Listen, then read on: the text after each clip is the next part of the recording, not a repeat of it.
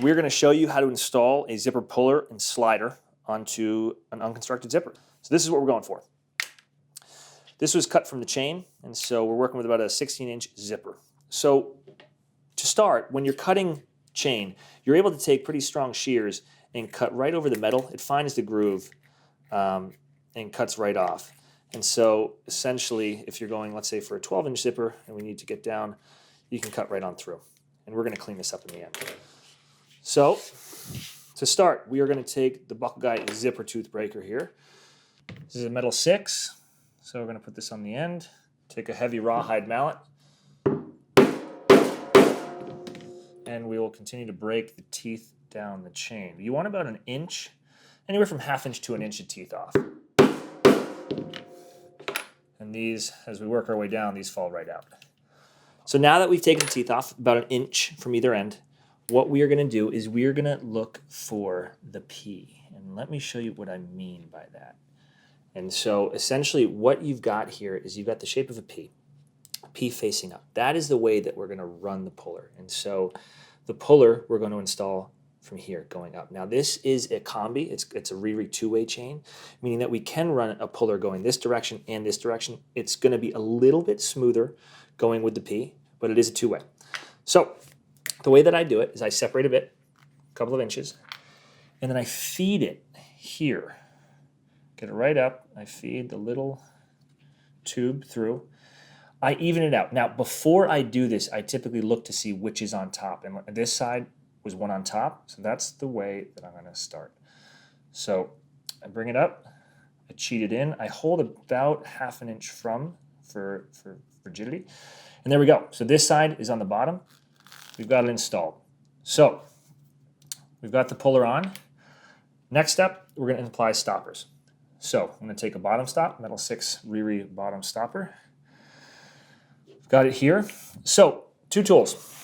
We've got the zipper stop pliers. This will install anywhere from 4 to 10 on the Riri.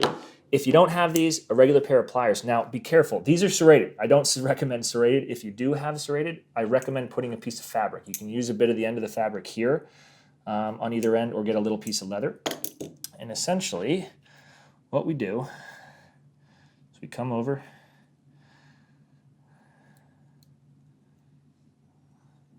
top. And so let me take it off and show you. So basically what you're doing here is this is going to crimp down.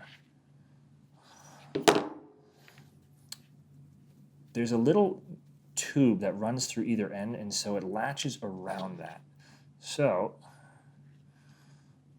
making sure that we're on. Apply pressure. I'm going to flip the side.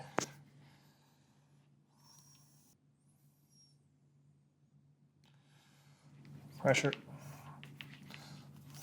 Okay, so we've got our bottom stop installed. So now we've got the bottom stop installed. Move to the top. So the top I separate a bit, and you'll see why. So I'm going to grab a top stop.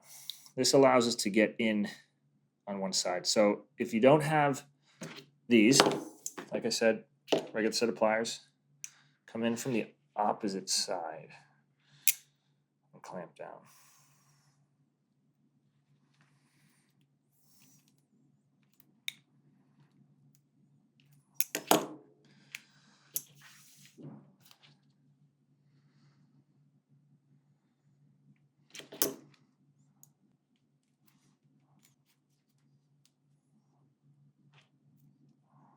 Okay, now you get your top stoppers in, so you can fully separate.